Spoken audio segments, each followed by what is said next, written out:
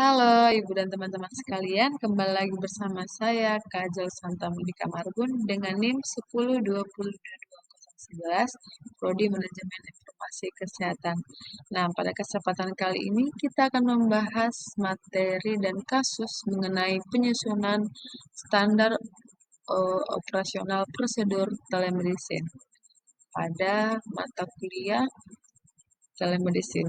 Nah, pertama, konsep dasar sistem prosedur digital dalam layanan telemedicine dan e-health. Sistem prosedur digital merupakan rangkaian langkah kerja yang didukung oleh teknologi informasi untuk mendukung proses pelayanan kesehatan secara elektronik.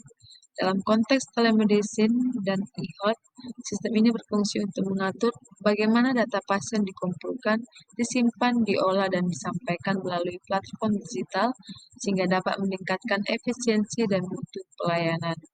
Kutip dari Kemenkes Republik Indonesia tahun 2020. Selanjutnya, mengidentifikasi komponen dan alur kerja digital dalam pelayanan kesehatan berbasis elektronik. Adapun komponen dan alur kerja digital dalam rekam medis elektronik, yang pertama, data pasien terintegrasi, di mana sistem ini mengumpulkan, menyimpan, dan mengorganisir seluruh informasi medis pasien secara komprehensif dalam satu platform digital yang terpadu. Kedua, dukungan keputusan klinik. Fitur ini menyediakan alat bantu bagi tenaga medis dalam membuat keputusan diagnosis dan pengobatan. Tiga, pemasukan perintah klinikus. Komponen ini memungkinkan dokter atau tenaga medis lainnya untuk memasukkan instruksi pengobatan, resep, atau tindakan medis lainnya secara langsung ke dalam sistem. Keempat, akses terhadap sumber pengetahuan. Rekam medis elektronik menyediakan akses cepat ke berbagai sumber informasi medis seperti jurnal ilmiah, panduan pengobatan, dan basis data farmakologi. Dan yang kelima ada dukungan komunikasi terpadu, di mana sistem ini memfasilitasi komunikasi yang efektif antar tenaga medis, departemen, dan bahkan antar fasilitas kesehatan. Fitur ini memungkinkan pertukaran informasi yang cepat dan akurat, meningkatkan koordinasi keperawatan, dan mendukung kontinuitas pelayanan kesehatan. Selanjutnya ada penerapan sistem digital dalam proses pelayanan dan manajemen informasi kesehatan. Ada tiga faktor yang mempengaruhi terhadap keberhasilan transformasi digital dan informasi kesehatan di Indonesia, yaitu yang pertama, tingkat kesiapan fasilitas kesehatan di Indonesia. Dalam adopsi sistem digital, kesiapan infrastruktur menjadi salah satu faktor utama yang menentukan keberhasilan transformasi digital dalam layanan kesehatan. Yang kedua, faktor pendorong dan penghambat. Transformasi digital dalam sistem informasi kesehatan, faktor pendorong utama yaitu sangat dipengaruhi oleh kemajuan teknologi yang semakin pesat serta kebutuhan mendesak untuk meningkatkan efisiensi dan kualitas layanan kesehatan.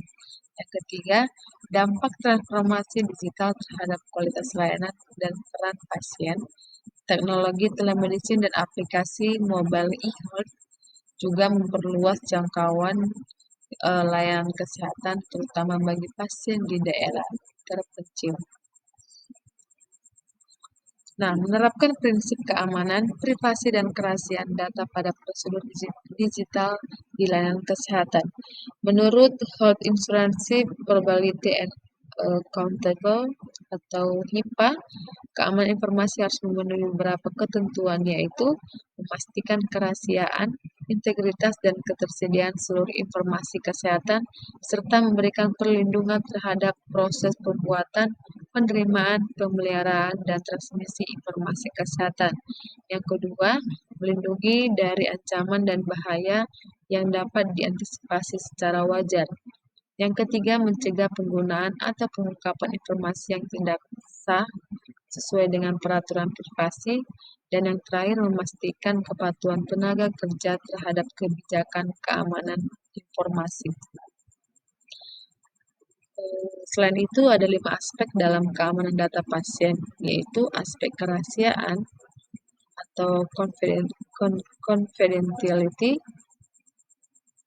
lalu ada aspek kerahasiaan, aspek integrasi, aspek autentikasi, aspek ketersediaan, serta aspek kontrol akses.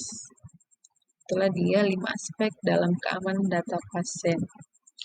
Baik, selanjutnya kita masuk pada kasus. Kasus yang pertama, sebuah klinik ingin menerapkan layanan telemedicine. Pada rapat penyusunan SOP, muncul perdebatan tentang langkah pertama yang wajib dilakukan tenaga kesehatan sebelum memberikan konsultasi daring. Beberapa staf mengusulkan agar konsultasi langsung dimulai karena pasien sudah mendaftar melalui aplikasi. Namun bagian mutu mengingatkan bahwa ada tahapan penting demi keamanan layanan. Tahapan apa yang wajib dicantumkan dalam SOP sebelum konsultasi dimulai? A. Pemeriksaan kualitas sinyal internet pasien. B. Persetujuan untuk direkam dalam sesi telemedicine. C. Validasi identitas pasien dan verifikasi kelengkapan data.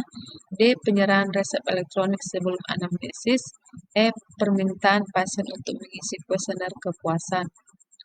Maka jawabannya adalah C.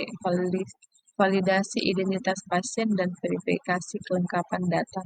Itulah tahapan yang wajib dicantumkan dalam SOP sebelum konsultasi dimulai. SOP telemedicine harus memastikan identitas pasien benar demi aspek legal, keselamatan, dan akurasi pelayanan. Validasi ID dilakukan sebelum anamnesis. Pemeriksaan sinyal dapat dilakukan, tetapi bukan yang paling penting secara hukum. Selanjutnya, kita masuk pada kasus yang kedua. Rumah sakit sedang menyusun SOP terkait pencatatan hasil konsultasi telemedicine. Sebagian besar berpendapat bahwa dokumentasi dalam rekam medis tidak wajib selama konsultasi, hanya berlangsung secara daring. Sementara itu, bagian hukum rumah sakit menyatakan dokumentasi tetap wajib. Menurut prinsip penyusunan SOP telemedicine, tindakan apa yang harus dimasukkan terkait dokumentasi? A. Rekam medis telemedicine hanya diperlukan bila ada resep. B. Rekam medis telemedicine harus dicatat lengkap sama seperti tatap muka. C. Rekam medis tidak perlu dibuat karena sifat konsultasi informal. D. Dokumentasi hanya mencatat keluhan utama tanpa detail lain. Dan E. Rekam medis dibuat hanya jika pasien meminta salinan. Maka yang menjadi jawabannya adalah B. Rekam medis telemedicine harus dicatat lengkap sama seperti tatap muka. Itulah prinsip penyusunan SOP telemedicine yang benar.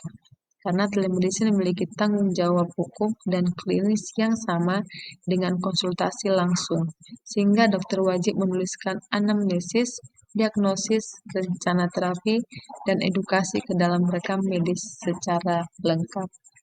Dan yang terakhir, kasus yang ketiga, sebuah klinik kecil berencana menggunakan aplikasi pihak ketiga untuk konsultasi video. Saat penyusunan SOP, teknisi IT menyampaikan bahwa aplikasi tersebut belum memiliki fitur enkripsi end-to-end, di mana manajemen mempertimbangkan tetap menggunakan aplikasi tersebut karena mudah dipakai oleh pasien. Apa langkah yang paling sesuai untuk dicantumkan dalam SOP tersebut? A. Menggunakan aplikasi apapun selama pasien setuju. B. Menggunakan aplikasi tanpa enkripsi asalkan konsultasi audio saja. C. Menggunakan platform telemedicine yang memiliki standar keamanan data yang memadai. D. Mengizinkan tenaga kesehatan menyimpan video konsultasi di perangkat pribadi. Dan E. Menggunakan aplikasi pihak ketiga tanpa batasan. Maka yang menjadi jawabannya adalah C. Menggunakan platform telemedicine yang memiliki standar keamanan data yang memadai. Karena SOP telemedicine wajib mencangkup perlindungan data pribadi, termasuk penggunaan platform yang memiliki standar keamanan.